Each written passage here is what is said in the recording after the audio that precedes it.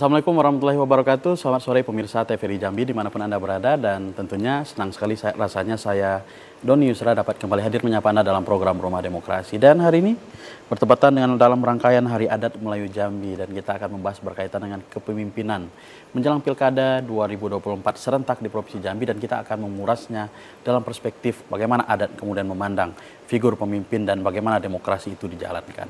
Dan untuk membahas hal tersebut kami telah mengundang dua narasumber, tentu tidak asing lagi. Yang pertama, kami telah mengundang Profesor Dr. Mukhtar Latif. Assalamualaikum, selamat sore Prof. Waalaikumsalam. Sehat Prof ya? Alhamdulillah. Baik. Barakallah. Pemirsa, kami juga telah mengundang, nanti akan segera bergabung bersama kita pengamat politik Bang Dr. Jafar Ahmad, dan sebentar lagi akan bergabung bersama kita. Baik, saya ke Prof dulu Prof, sambil nunggu ya. Bang Jafar bergabung nih Prof. Dari Kerinci ya? Iya. Kita mungkin obrolnya sedikit santai ya ini Prof. Ya. Kalau dalam perspektif adat Melayu Jambi, gitu. Ini kan kita bicara demokrasi, ini kan sebenarnya kalau mau bicara demokrasi, ya. Indonesia itu kan demokrasi sebenarnya sudah dari awal, tapi memaknai konsep demokrasinya itu kan berkembang dari demokrasi tidak langsung menjadi demokrasi langsung, terpimpin dan sebagainya begitu. Nah sebenarnya kalau dalam adat, bagaimana kemudian adat Melayu Jambi memaknai demokrasi? Adakah demokrasi dalam konsep pemikiran adat Melayu Jambi, Prof? Ya, baik, makasih Linda. Kalau dalam adat itu kan memang sudah jelas ada istilahnya musyawarah. Istilahnya itu boleh kat ae dek pembuluh, boleh kato dek mufakat. Mufakat. Nah itu kan demokrasi sebenarnya. Bagaimana memberikan sebuah solusi atas sebuah problem, itu harus semuanya dengan musyawarah untuk mencapai mufakat. Nah karena adat itu kan memang dia mengalir dari sara. Sara mengato, adat memakai. Jadi apapun yang digunakan dalam konsepsi-konsepsi dalam adat, itu semuanya mengalir dari turunannya adalah sara. Nah, maka itu musyawarah itu sebenarnya kan adalah dalam istilah sara. Dalam Islam sendiri memang itu yang diatur, diajarkan. Wasawirhum bil amri. Ya kan? Bermusyawarahlah kamu dengan pimpinan kamu. Dan pimpinan pun sebaliknya bermusyawarahlah dengan masyarakat kamu. Dari dalam segala hal, aspek apapun, untuk kesejahteraan, untuk membangun, untuk memecahkan masalah, atau apapun yang namanya yang akan disuarakan atau dilaksanakan bagi kepentingan orang banyak. Nah, disitulah peran pemimpin sebagai pengemban daripada posisi demokrasi itu, mengatur, menyelenggarakan, sampai pada akhirnya sampai kata mufakat. Itulah demokrasi yang memang, Nah maka itu sebenarnya diharapkan demokrasi itu tidak ada perpecahan, tidak ada konflik. Adalah hal sesuatu yang lumrah dalam sebuah kehidupan masyarakat. Karena semua bisa dikomunikasikan. Artinya apakah Anda ingin mengatakan bahwa sesuatu dalam proses itulah, jika di sana terdapat, bisa kita katakan, perpecahan, demokrasi belum berjalan. Nah itu yang sudah dibawa dalam kanal politik. Tapi kalau dalam adat kan sebenarnya tidak ada benang kusut yang tidak bisa diungkai. Mestinya. Ya harusnya kan gitu. Salah jalan balik ke pangkal jalan. Berarti pasti ada titik awalnya di mana titik kesalahan itu, krusial itu. Balik, telusuk kembali. Supaya tidak dibiarkan berlarut, tidak dibiarkan dia kesasar, ya kan? Kalau istilah masyarakat itu tidak salah persepsi, sehingga ada suatu isu, ada sebuah kebijakan. Kalau dikomunikasikan semua dengan demokratis, pasti masyarakat bisa mengerti, bisa paham. Begitu juga dalam sebuah menentukan proses kepemimpinan gitu. Nah, tadi Anda sempat membahas ini kanalnya beda nih. Ini politik, ini adat gitu. Nah, pertanyaan pertama mungkin Prof. Tapi ini akan beriringan pertanyaan ini. Pertama, apakah memang di dalam adat itu kita tidak mengenal politik? Itu yang pertama. Terus yang kedua, sebenarnya bagaimana kalau memang mengenal politik? Lalu seperti apa kemudian adat memandang politik yang ideal itu, Prof? Ya, intinya kan tadi kita awali dari musyawarah, ya kan? Bagaimanapun sistem demokrasi itu kan bahasa kan dari asing ya, dari luar. Tapi dari adat itu mengenal musyawarah. Musyawarah memilih pemimpin, musyawarah memilih tokoh, ulama, semua itu dimusyawarahkan. Maka itu dalam musyawarah itu dalam adat dikatakan ada 3 benang sepilin. Ya kan? 3 unsur di sana. Ada unsur pemerintahnya, ada tokoh adatnya, ada ulama. Kalau duduk 3 ini dalam sebuah musyawarah menentukan apapun, itu semua akan berakhir dengan indah, husnul khotimah. Nah, kadang di sini yang tidak ketemu di dalam penyelenggaraan politik praktis. Nah, itu dia.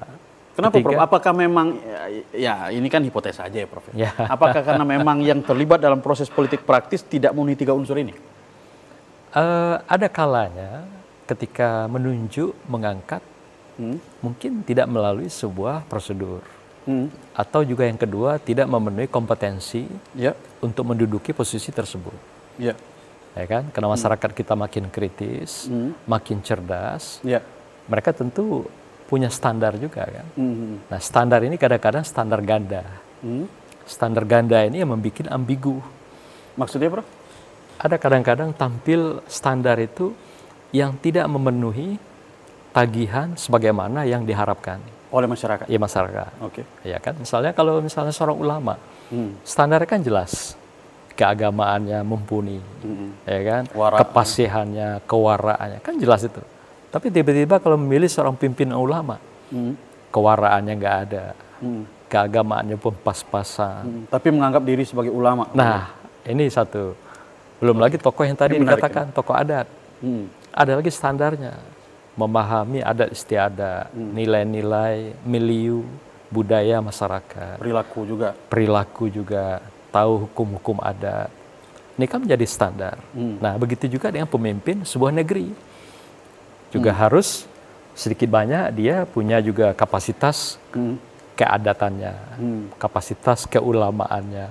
Di samping talenta, kapasitas kepemimpinannya di dalam menyelenggarakan kepemimpinan kemasyarakatan. Ini kan harus menjadi apa standar awal itu misalnya yang dibutuhkan untuk masyarakat.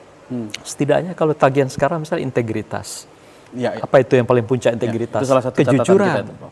Jujur misalnya. Ya, kejujuran kan penting ya. Agama juga meminta begitu. Kemudian dalam dimensi politik juga begitu. Tagihan-tagihan dalam sebuah birokrasi juga begitu. Nah, aspek jujur ini kan teratas. Masyarakat kan bisa menilai aspek ini. Ya, tapi ada menarik, Prof. Ada yang ini lagi-lagi ini hipotesa, Prof. Bahwa politik itu ada yang mengatakan itu tidak lebih dari sebuah branding itu. Karena memang bagaimana mengelola sebuah kekuatan elektoral adalah sejauh mana mampu membranding. Nah, artinya ada yang mengatakan bahwa ya bagaimana hari ini tokoh itu bisa muncul hari ini dan memiliki tingkat keterpilihan yang tinggi dengan bagaimana dia menyesuaikan dengan selera. Nah, artinya kan ya kalau Prof kaitkan tadi ya, kalau selera masyarakat hari ini ulama, ya bagaimana jadi ulama, kan begitu. Gimana kemudian memandang itu, Prof? Ini yang kita pandang tadi. Satu sisi ini standar yang kita butuhkan, kita tagih. Yang kita butuhkan ini, betul-betul kita butuhkan. Ternyata yang tampil adalah brandingnya. Yang sebenarnya pada faktanya tidaklah seperti itu. Fakta tidak seperti itu. Itu yang saya bilang tadi, ambigu itu. Satu sisi masyarakat dihadapkan dengan tagihan-tagihan standar seorang pemimpin seperti ini, tapi realitanya yang muncul adalah pemimpin yang branding. Yang punya branded, dialah yang mendapat tempat. Nah, kalau hari ini Anda memandang, Prof? Ya, ambigu itu muncul ya ke permukaan. Sehingga masyarakat juga kadang-kadang dihadapkan dengan pilihan-pilihan ganda. Ke kiri kah, ke kanan kah dengan standar yang memang seharusnya? Ataukah standar branding yang harus mereka pilih karena kebutuhan instan? Karena mengajarkan juga masyarakat dengan budaya instan. Gitu. Nah, di sini terjadi konflik of interest antara nilai-nilai yang seharusnya pemimpin yang ditegakkan secara proporsional, secara profesional, tapi realitanya terjadi sebaliknya di dalam kepemimpinan dalam sebuah masyarakat. Baik. Saya coba dulu kita sapa Bang Jafar Rahman. Apakah sudah bergabung? Halo, Assalamualaikum, selamat sore Bang Jafar. Sudah bergabung bersama kami? Ya, saya jaringan itu. Assalamualaikum, selamat sore Bang. Apakah bisa mendengar suara kami? Baik, sepertinya masih ada gangguan, Prof. Nah, kita sudah di branding. Tapi saya juga mencatat beberapa hal, Prof. juga tadi berkaitan dengan ini, bahwa kemudian saya juga menangkap Anda tadi bagaimana kemudian masyarakat, pemimpin, dan kemudian bagaimana kemudian demokrasi ini dikelola dengan musyawarah, menyelesaikan persoalan masyarakat melalui pemimpin. Gitu. Tapi hari ini kalau kita lihat ada juga yang sedikit bergeser, Prof. Pasca reformasi itu kan muncul kebebasan, termasuk kebebasan berekspresi, kebebasan berbicara di depan publik. Nah, tapi saya sedikit, beberapa orang sedikit terganggu dengan kemudian kebebasan itu sudah lost seolah-olah bahwa etika komunikasi itu tidak ada lagi. Bagaimana Anda memandang itu, Prof? Di dalam sebuah kepemimpinan. Kembali tadi, karena kita punya seperti nilai ganda tadi, sehingga ketika seorang tahu bahwa pemimpin ini lahir bukan karena sebuah tagihan standar yang menjadi kebutuhan masyarakat, tapi karena ini lahir dari branding. Ini kan saat itu juga sebuah apresiasi, sebuah kehormatan, sebuah kemuliaan, itu juga lambat laun akan mulai tergerus. Maka itu kalau dalam adat itu ada namanya pemimpin yang adil, pemimpin yang disembah.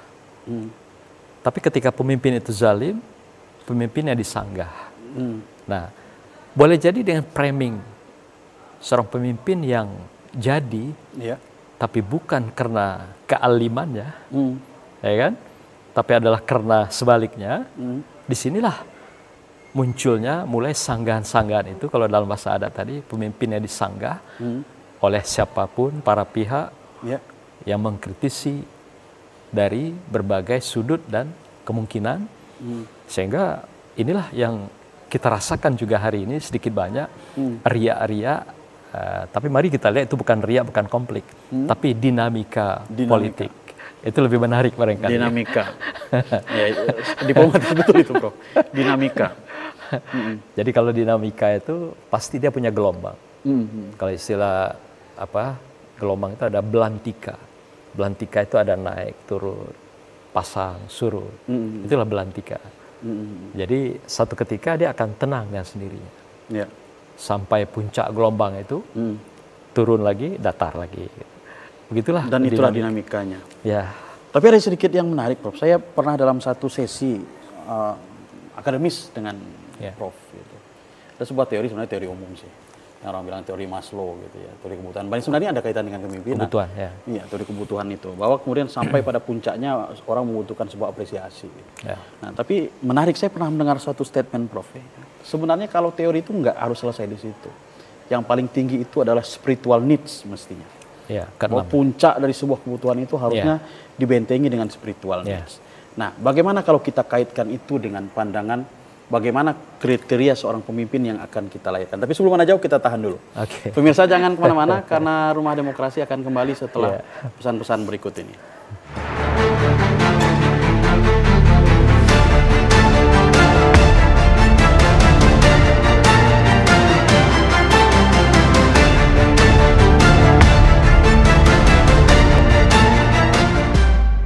Terima kasih pemirsa, masih bersama kami dalam program Rumah Demokrasi, dan kita masih membahas berkaitan dengan adat dan kepemimpinan menjelang Pilkada 2024. Kita sapa lagi Bang Jafar Ahmad sudah bergabung bersama kami. Assalamualaikum, selamat sore. Halo, Assalamualaikum Bang. Itu sudah ada. Bisa mendengar suara kami dengan baik, Bang? Halo? Baik, sepertinya masih ada kendala teknis, Prof. Yang tadi, Prof. Ya, bahwa kita, ya semua orang punya kepentingan, semua orang punya kebutuhan. Tapi saya tertarik dengan hipotesa Anda, bahwa sebenarnya apapun itu harus puncaknya. Sekalipun kita bicara, Anda dulu membukanya dengan teori Maslow, ini sedikit terpotong. Mestinya spiritual need. Nah, di mana kita meletakkan spiritual needs ini di dalam sebuah kepemimpinan? Ya. Kalau kita lihat dari teori Maslow itu kan, spiritual need itu kan sering disembunyikan ya. Disembunyikan? Tidak muncul dalam buku-buku. Artinya pada prinsipnya dalam teori itu terdapat sebenarnya? Dapat, dia menemukan penelitian itu. Tapi tidak dimunculkan dalam buku-buku yang ditulis oleh beliau ataupun para pakar manajemen itu. Disembunyikan hampir. Ya, dia muncul hanya 5 sampai pada apresiasi. Gitu. Kan semuanya kan kebutuhan material. Iya. Semua itu. Iya. Nah, sebenarnya kalau saya melihat ini karakter masyarakat. Ketika masyarakat bisa takluk dengan level pertama, itulah kondisi masyarakat suatu negeri sebenarnya, satu negara. Level pertama aja dia udah bisa ditaklukkan dengan baik gitu. Belum lagi kedua, ketiga, boro-boro bicara level 6 spiritual need. Ya kan? Walaupun itu sebenarnya menjadi sebuah guidance di dalam apa terhadap semua kebutuhan, termasuk semua kebutuhan, termasuk dalam kepemimpinan. Tapi itu tersembunyi itu. Tidak muncul kayak dalam berbagai teori dan buku-buku manajemen itu. Boleh kita cek semua. Saya udah cek di mana teori spiritual itu. Ternyata nggak muncul. Yang muncul itu nanti dia ketika dia sudah diapresiasikan, seperti misal oleh Dana Zohar, kecerdasan spiritual, penelitiannya menemukan. Sebenarnya itu adalah menjawab penelitian Maslow, level ke-6 itu, spiritual need itu. Itulah yang diteliti oleh Dana dan Zohar itu. Ketika orang melakukan sebuah kebenaran, kebaikan, ya kan, dan berada pada gelombang ilahiyah, itulah puncak kebahagiaan, peak experience, gitu, pengalaman puncak seseorang yang merasakan dia menemukan sebagai pemimpin sejati, sebagai tokoh sejati, sebagai politisi sejati.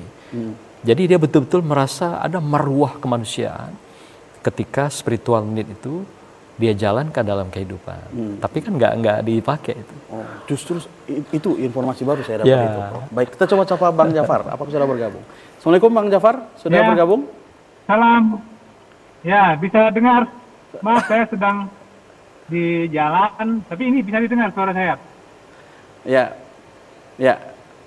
Sepertinya kami juga kurang ini, sayup juga, Pak. Bang, mungkin ini tadi, ya suaranya memang sedikit tidak ini. Ini Bang, mau kita berbicara tentang kepemimpinan dan adat, dan juga tentu kita bicara dalam konteks pilkada, Bang ya. Sebenarnya kalau dalam perspektif politik, tren politik gitu, pemimpin seperti apa yang dicari dan dibutuhkan masyarakat hari ini? Figurnya apa? Ya, sekalipun kalau kata Prof tadi nggak setuju nih, jangan ada branding gitu. Iya. Sebenarnya kan kalau kita bicara branding itu tidak bisa dia harus dari citra genuinnya, jadi citra asli sebenarnya. Itu nggak bisa itu hanya marketing yang bisa jualan sebentar aja. Kalau branding itu nggak bisa sebentar, dia harus merupakan proses panjang. Itu yang namanya yang tracking gitu, rekam jejak itu baru bisa di branding. Tetapi betul bahwa masyarakat itu membutuhkan, jadi dalam mindset masyarakat itu mereka butuh pemimpin yang adil, pemimpin yang kinerjanya bagus dan segala macam. Tetapi dalam banyak hal masyarakat itu ketika memilih itu dia melupakan itu tuh, konteksnya jadi sesuatu yang berbeda. Jadi mereka seolah-olah berada di kamar yang berbeda gitu. Jadi ketika memilih, mereka berada di kamar yang berbeda. Tetapi ketika mereka berpikir tentang pemimpin yang ideal, mereka berada di kamar yang berbeda lagi gitu. Harusnya itu berada di satu kamar yang sama gitu. Jadi ketika mereka mengidealkan seorang pemimpin, harusnya ketika memilih pun mereka memilih pemimpin yang ideal. Tapi faktanya tidak seperti itu. Apa faktornya, Bang? Seperti itu karena apa faktornya? Ya, ada banyak. Ya, karena ada banyak variabel yang membuat orang memilih. Tidak hanya faktor idealisme bahwa mereka setuju A, setuju B, tapi ada faktor kepentingan di situ yang paling berpengaruh. Itu tidak hanya terjadi di level masyarakat umum ya, di level masyarakat intelektual pun itu terjadi. Misal nih, ini Prof ini senior saya, dosen saya, guru saya, di level pemilihan rektor misalnya, baik di UIN Jambi, di Unja, orang-orang pintar itu tidak selalu memilih yang ideal. Mereka memilih siapa yang paling bisa mengakomodir kepentingan mereka. Nah, masyarakat dalam konteks itu juga begitu. Jadi ketika ini yang ideal dan seterusnya. Ketika ada calon yang bisa mengakomodir kepentingan mereka, ya mereka akan mengikuti itu. Baik kepentingan itu berupa uang, berupa jabatan, berupa fasilitas, dan seterusnya. Jadi faktornya itu tuh, Bang Doni. Sejauh mana mengakomodir kepentingan? Ya, jadi ya pengakomodir kepentingan. Jadi sebenarnya orang selalu berbicara kepentingan dirinya sendiri. Jadi even dia berbicara tentang kepentingan orang lain misalnya, pasti di dalam itu terimplisit itu kepentingan diri sendiri. Itu saya sampaikan tadi. Tidak hanya masyarakat umum, masyarakat awam, masyarakat intelektual sekalipun, kelompok profesor sekalipun, mereka tidak dalam hal menentukan pilihan, mereka tidak akan memilih yang ideal. Mereka akan memilih orang yang paling bisa mengakomodir kepentingan mereka. Apapun bentuk kepentingannya, bisa uang, bisa jabatan, saya sampaikan tadi, bisa sarana prasarana, bisa rasa kepuasan gitu, mereka memilih. Tidak selalu objektif.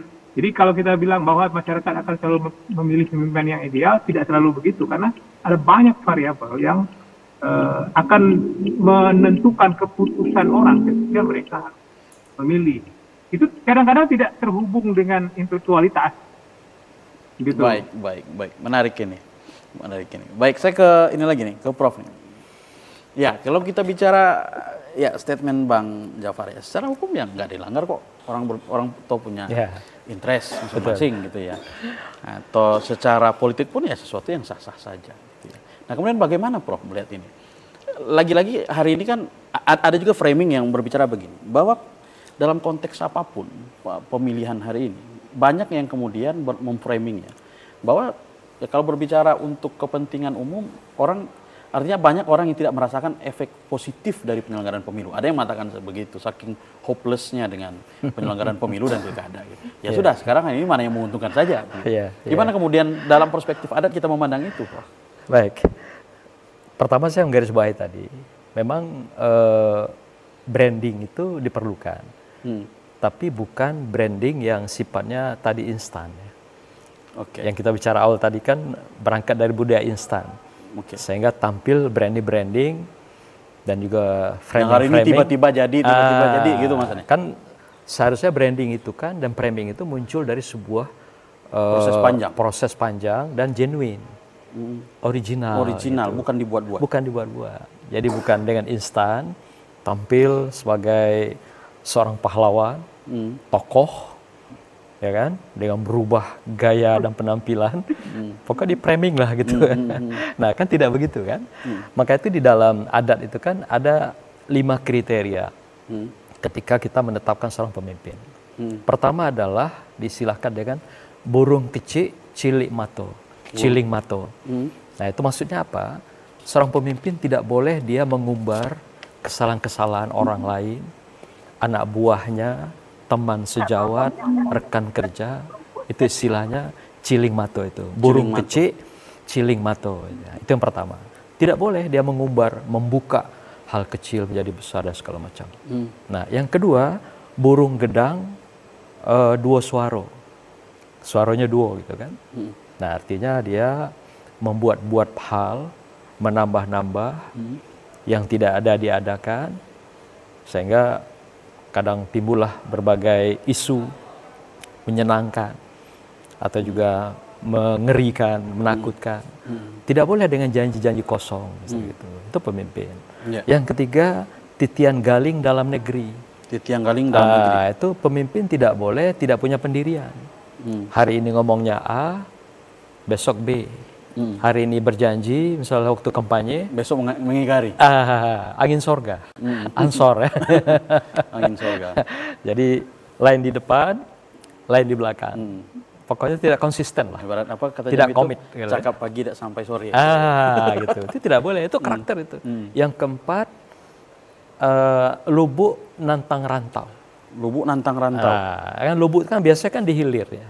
Setelah rantau kan, air yang terderas itu kan, tidak boleh nantang. Jadi kalau ada hal-hal yang sifatnya katakan sebuah perbedaan, sebuah yang bisa mengarah pada konflik, dia bagaimana harus menutup, meredam, dan menjadi perekat semua perbedaan-perbedaan. Artinya menjadi problem solving.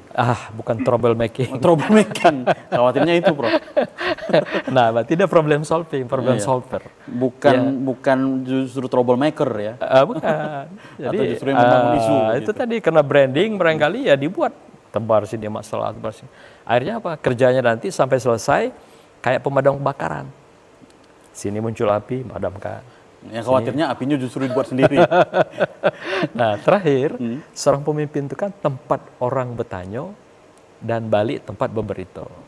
Bertanya itu artinya tempat berkomunikasi, minta jalan keluar, minta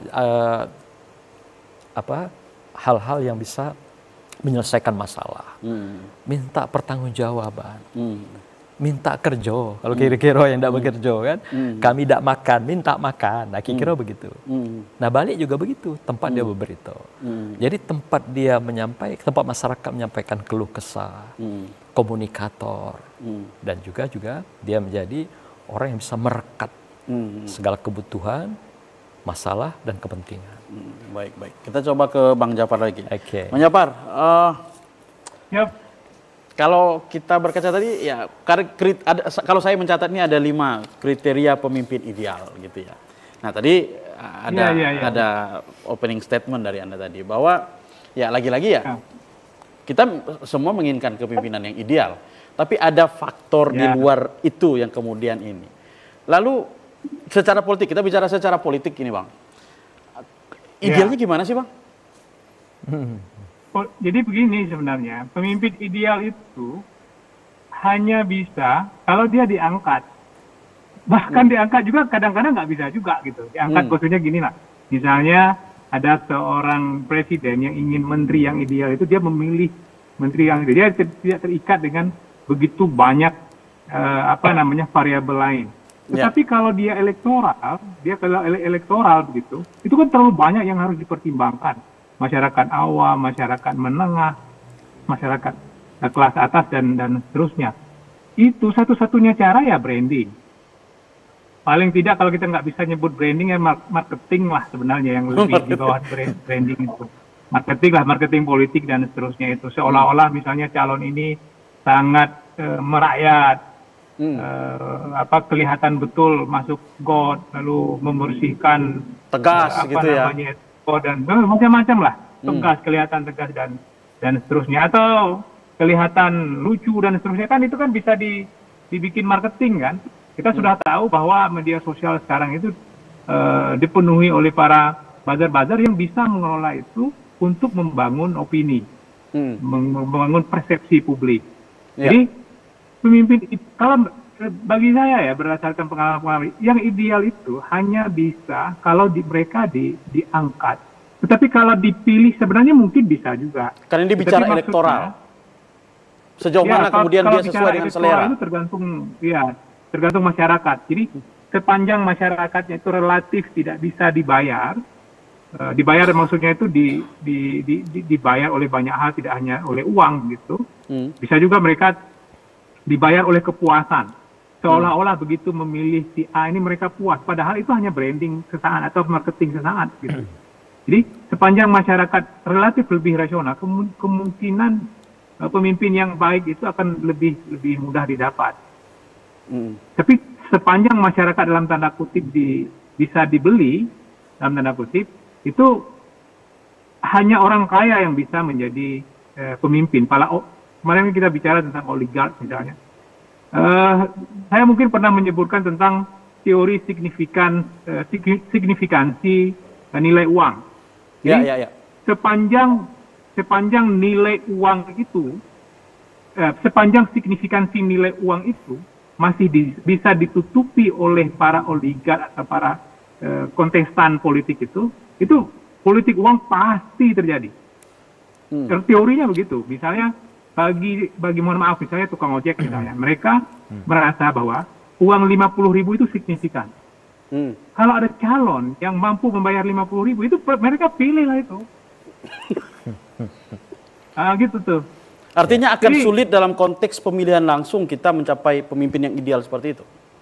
Ideal secara penuh ya? Relatif sebenarnya. Ya, karena begini, orang-orang yang ideal itu kan sebenarnya kadang-kadang tidak bisa, susah mencari orang yang ideal sekaligus, tetapi dia juga kaya dalam waktu bersamaan. Jadi gini nih, dia ideal, pintar, jujur, berintegritas tinggi, tapi dia juga kaya. Susah mencari orang yang seperti itu. Full gitu Bang ya? Komplit gitu? Jadi misalnya dia ideal, integritasnya tinggi, ya para apa namanya itu akademisi kita inilah. Kan nggak bisa kita kayak tuh Bang Doni. Kita ini kalau mau jadi gubernur Jambi itu meninggal sekali, hidup lagi jadi dosen lagi, hidup lagi itu nggak akan jadi gubernur juga, nggak sanggup kita. Gitu. Baik.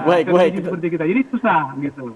Baik, kita kira-kira susah mencarinya, tapi tetap kita optimistis lah. Bisa kayak Anies Baswedan nggak punya duit juga banyak, tetapi dia didukung oleh kekuatan misalnya yang lain bisa. Pak Jokowi juga nggak kayak Ahmad sebenarnya. Ketika mulai menjadi gubernur dan jadi presiden kan nggak terlalu kaya Pak Jokowi, tapi dia bisa didukung juga. Saya kira ada, ya tidak selalu faktor uang, ada faktor-faktor lain yang bisa juga membantu proses terpilihnya seorang pemimpin yang baik. Gitu. Baik. Kita tahan dulu Bang Jafar dan Prof. Ya. Pemirsa jangan kemana-mana karena Rumah Demokrasi akan kembali setelah pesan-pesan berikut ini.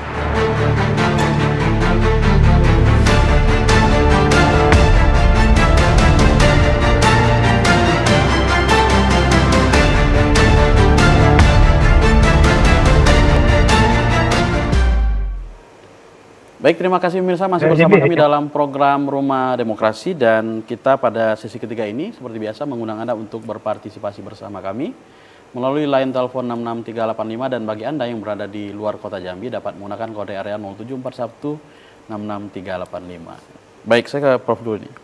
Prof, ada kaitan sih dengan teori signifikasi uang tadi.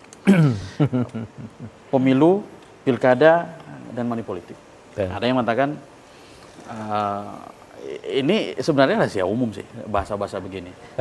Emang punya dana berapa kan begitu. Nah, bagaimana kemudian kita melihat ini Prof dalam kehidupan masyarakat kita? Semua orang bicara lah, money politik itu ancaman demokrasi. Money politik itu merusak tatanan bermasyarakat dan berdemokrasi. Tetapi ya itu tidak habis juga Prof. Ya. Yang jadi problem itu kan kembali ke bicara awal kita tadi, pada teori kebutuhan. Semakin masyarakat bisa diakomodir dengan materi dalam sebuah proses demokrasi, itu menunjukkan rendahnya tingkat sosial, ekonomi, dan juga politik masyarakat. Itu kan baru level pertama berarti. Iya. Ketika orang bertanya apa yang bisa mengakomodir atau siapa yang bisa mengakomodir, itu kan level pertama sebenarnya. Dengan bisa memenuhi kebutuhan hari ini atau sehari 2 hari misalnya gitu kan, dengan instan. Itu kan kalau dalam kebutuhan Maslow yang pertama itulah level terbawah. Boro-boro dia sampai 2, 3, 4 sampai 5. Apalagi bicara dengan spiritual need. Itu mustahil, impossible dalam politik. Nah, oleh karena itu ini juga mencerminkan sebenarnya sebagai sebuah karakter sebuah negara juga. Kan negara kita kan memang dikenal sebagai underdevelopment countries. Jadi negeri yang masih terbelakang, atau negara yang masih terbelakang, masih berkembang. Nah, ciri khas negara berkembang itu seperti itu. Dia selalu berada pada diskursus perdebatan level-level awal itu, level pertama itu. Jadi dia ditekan sengaja tidak naik ke level-level berikut gitu. Jadi apapun yang mereka lakukan selalu baliknya ke sana pada level pertama itu. Karena itulah brand yang dibangun, brand yang dicitrakan kepada kita. Gitu. Di negara berkembang khususnya. Iya, under development countries itu. Negara yang masih terbelakang, yang berkembang, yang tertinggal. Jadi image itu langsung juga terbangun, terbingkai dalam sebuah sosial kemasyarakatan gitu. Walaupun hari ini sudah masuk ke dunia super cerdas, IT-nya, tapi yang kebutuhan dasarnya tetap saja menjadi dominan di dalam sebuah sistem mekanisme kepemimpinan itu. Kita masih berbicara tentang kebutuhan dasar dan itu belum selesai. Dan saya coba ke Bang Jafar ini, mungkin ini, Bang, menarik. Ini agak sudah lebih jelas Bang. Ini Bang, tadi sempat juga ini kaitan dengan statement Anda sebelumnya Bang, dan ada kaitannya dengan statement Prof. Pada prinsipnya kalau kita tarik, ya, ini secara teori lagi nih sebenarnya, bahwa kita menarik tujuan dari proses demokrasi dan pemilu, pergantian kepemimpinan, pergantian era kepemimpinan, itu kan tujuan akhirnya adalah kesejahteraan rakyat. Nah, tadi Anda mengatakan ya warga. Iya, tadi Anda mengatakan ada ya persoalan juga bicara tentang sepanjang dia masih tanda kutip bisa dibeli gitu. Nah, apakah dengan ini bisa kita katakan sebenarnya untuk demokrasi langsung belum pas untuk negara berkembang? Seperti itu, Bang? Antara pas dan tidak pas sebenarnya. Jadi karena kan sistem, kan begini kesimpulan kalau kita belajar ilmu politik itu. Ya. Tidak ada satupun sistem yang baik. Jadi semua sistem pemerintah sampai hari ini tuh masih tidak ada yang dianggap baik. Ya. Tapi seburuk-buruknya demokrasi, sistem lain itu dianggap lebih buruk. Kira-kira begitu tuh kesimpulan para pendukung demokrasi. Walaupun tidak juga seperti itu toh. Tapi maksudnya memang pasti ada kelemahan. Tetapi kelebihan demokrasi elektoral seperti kita ini, kalaulah model demokrasi kita tidak elektoral seperti sekarang, kita tidak akan mendapatkan orang seperti Pak Jokowi. Kita tidak akan mendapatkan orang seperti Ridwan Kamil. Kita juga mungkin tidak dapatkan orang seperti Pak Haris misalnya di Jambi. Tidak dapat orang-orang yang merangkak dari bawah, yang kemampuan finansialnya itu tidak sebesar para oligark. Misalnya kalau kita bandingkan Pak Jokowi dengan Yusuf Kala misalnya, itu ya jauh. Tapi kan pemilihan elektoral itu membuat seperti itu. Tapi kalau kita tidak menggunakan sistem elektoral seperti sekarang, misalnya dengan sistem demokrasi parlementer seperti dulu, itu kan transaksi itu kan hanya dilakukan oleh, kalau di Jambi itu 50 orang, ya 55 orang itu. Kalau 55 dibagi 2, 27, ya 30, misalnya cukup membayar 30 orang. Dan itu sudah menang? Jauh lebih mudah. Gitu. Jadi mana yang baik, mana yang buruk, ya sudah, ini jelek, tetapi jauh lebih jelek yang lain, kira-kira begitu. Ya, saya pernah dengar ungkapan tuh kalau nggak salah, Bang. Saya pernah baca ada statement, ada pendapat demokrasi itu tidak baik, tapi sampai hari ini belum ada yang lebih baik daripada demokrasi. Ya, demokrasi. Kalau nggak salah. Belakangan kan komunis kan mau menyalip tuh, kayak di Cina kan bilang, mau Cina ini komunis lebih baik tuh, demokrasi bisa kalah. Nah. Kalau nggak salah pendapatnya Lincoln, kalau saya nggak salah, itu saya pernah baca. Lincoln. Baik, saya ke Prof lagi nih, Prof. Isu dalam pemimpinan. Isu dalam pemimpinan salah satunya yang paling besar hari ini, kalau nggak jauh-jauh, ya korupsi, Prof. Selalu seperti itu. Ya. Ada apa dengan persoalan itu kalau Anda melihat dalam kacamata adat sendiri? Ya, korupsi ini kan salah satu penyakit berarti ya. Penyakit karakter. Salah satu tadi yang kita katakan itu adalah mereka titian galing dalam negeri. Berarti itu kan harus dia berpegang dengan sumpah harusnya kan. Sumpah kan sudah jelas, tidak akan melakukan ini dan segitu. Termasuk salah satu korupsi. Iya. Berarti kan mengingkari janji. Ini yang dilanggar dalam perspektif adat. Janji, sumpah, dan karakter seorang pemimpin dalam adat tadi. Titian galing dalam negeri. Tidak berpegang teguh dengan janji, dengan sumpah, dan dengan apa yang sudah dia buat sebuah komitmen dengan masyarakat. Untuk mensejahterakan, untuk keadilan, untuk peningkatan, pengembangan. Tapi dalam realita, ya bisa berubah, bisa tertunda, atau tidak berjalan sama sekali. Gitu. Itulah yang disilakan dengan titian galing dalam negeri. Maka itu salah satu kriteria pemimpin yang harus kita pilih, kalau secara adat, harus orang yang bukan titian galing, tapi titian mantap. Titian mantap. Dalam negeri, bukan galing. Galing itu kan kayak sebuah kayu bulat, terombang-ambing, dia bisa kiri kanan. Gitu ya. Itu tadi dibilang ngomong pagi tidak sampai sore petang gitu kan. Tidak komitmen. Tidak komitmen. Kalau istilah dalam bahasa manajemen kepemimpinan gitu. Tidak komit, tidak konsis, tidak akuntabel. Nah itu bahasanya kayak gitu. Baik. Saya ke Bang Japar. Bang, ya lagi-lagi bicara tentang isu kepemimpinan, ya tingkat lokal maupun daerah. Tidak lepas juga dari isu-isu korupsi. Menjelang pemilu, menjelang pilkada, bahkan isu ini juga semakin kencang sebenarnya. Apakah Anda melihat sebenarnya ada tidak korelasi langsung antara angka tindak pidana korupsi dengan angka kos politik, Bang? Ada nggak kaitannya langsung, Bang?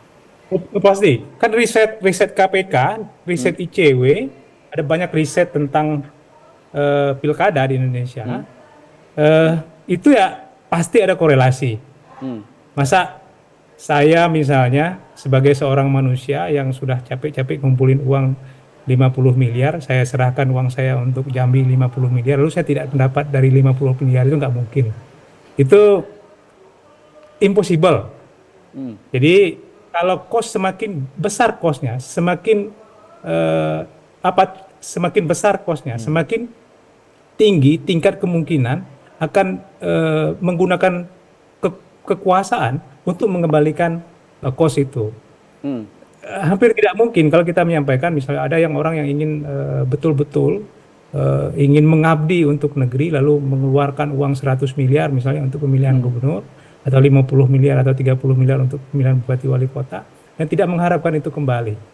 Kalau kita bicara tentang gaji kepala daerah dan segala macam, impossible lah untuk mencapai itu. Bahwa ada korelasi antara pos yang dikeluarkan untuk politik elektoral yang luar biasa ini dengan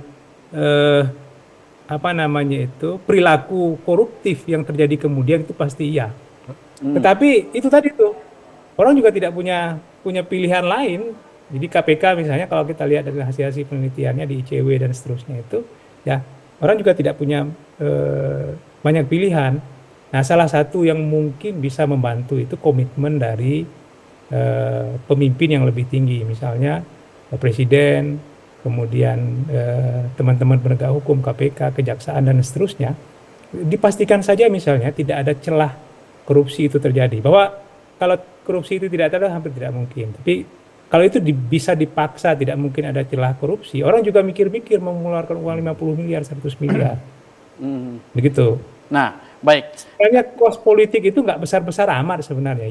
Yang besar-besar itu ya karena harus membayar sesuatu yang sebenarnya nggak perlu dibayar gitu. Membayar sesuatu tidak perlu dibayar. Iya, membayar sesuatu yang sebenarnya nggak perlu dibayar. Kan masyarakat itu kan memang memilih, mereka kalau nggak mau pilih ya sudah nggak pilih gitu. Tapi kan karena ingin menang semua bisa harus dibayar gitu. Nah, kos-kos semacam itu harus dikembalikan. Rasanya nggak mungkin lah, nggak mungkin gitu. Saya tiba-tiba punya uang 50 miliar saya buang untuk ke masyarakat, lalu ya nggak perlu kemudian tidak mencari gantinya gitu. Saya menerima 10 juta tuh per bulan gitu, kayak gaji dosen kayak kita ini kan, ya nggak masuk akal gitu. Nggak masuk akal.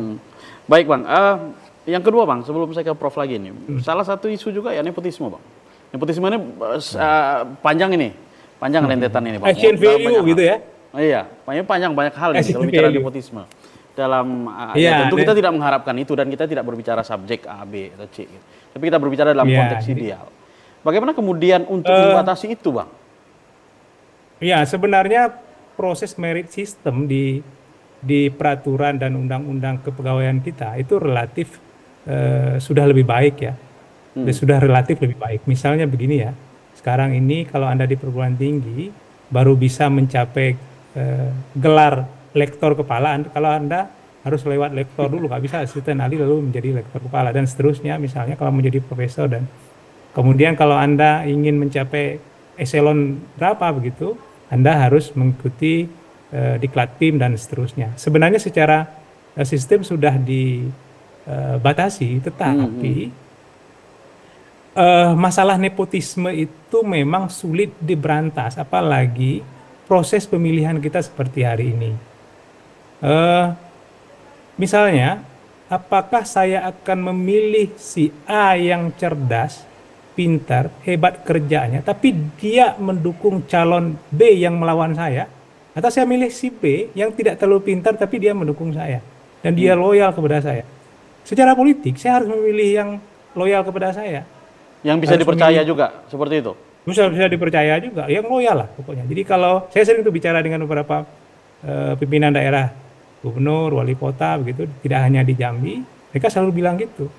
Orang pintar itu banyak, yang loyal itu yang susah. Nah, mereka mending pilih loyalnya itu. Nah, gitu. Iya, nanti saya akan bahas apa. Nepotisme itu, jadi semakin dia dekat dengan calon kepala daerah, anaknya, keponakannya, saudaranya, itu dianggap lebih loyal. Baik.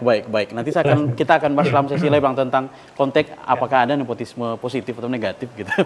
Baik, pemirsa jangan kemana-mana karena Rumah Demokrasi akan kembali setelah pesan-pesan berikut ini.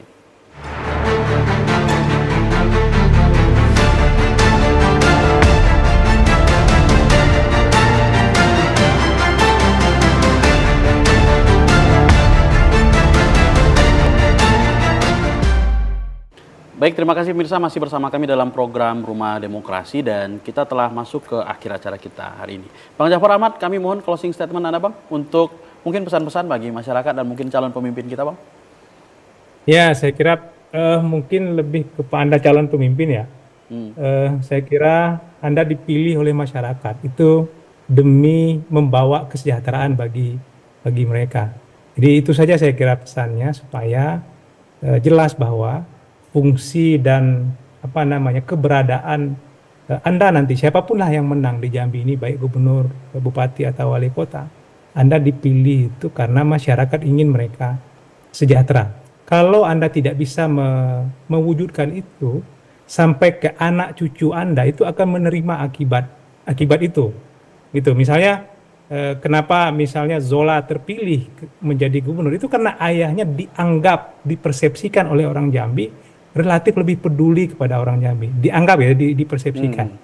Nah, sebaliknya, saya yakin betul misalnya orang tua yang koruptif, orang tua yang tidak bisa membangun Jambi, itu juga akan kena akibat kepada anak cucunya nanti, di mana ketika mereka akan berkontestasi dalam politik, itu pertanyaan itu akan muncul, oh jangan-jangan dia sebodoh ayahnya, jangan-jangan dia sekoruptif ayahnya, dan seterusnya. Baik.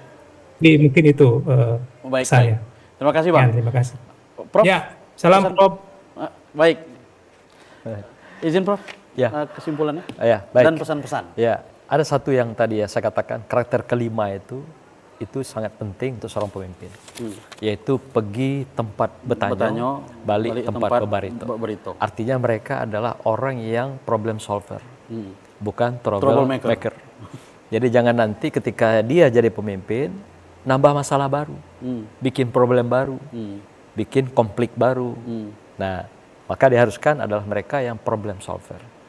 Dan itu tentu bukan muncul dari pemimpin yang branded atau framing yang instan tiba-tiba, tapi betul-betul dia melalui proses genuine, asli, mereka menjadi orang yang layak dijadikan, dituakan, menjadi seorang pemimpin dalam sebuah negeri. Baik, terima kasih atas kehadirannya. Ya. Diskusi yang luar biasa, Prof.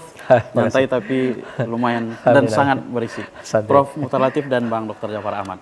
Pemirsa, demikian tadi dialog singkat kami berkaitan dengan kepemimpinan dan dalam rangka Hari Adat Melayu Jambi. Dan tentunya kita berharap bahwa pemilih kita juga semakin cerdas dan juga calon-calon pemimpin kita juga semakin mengembangkan diri dan menyadari bahwa tujuan kepemimpinan adalah untuk mensejahterakan rakyat. Saya Doni Isra undur diri dan kita jumpa lagi minggu depan. Assalamualaikum warahmatullahi wabarakatuh. Waalaikumsalam warahmatullahi wabarakatuh.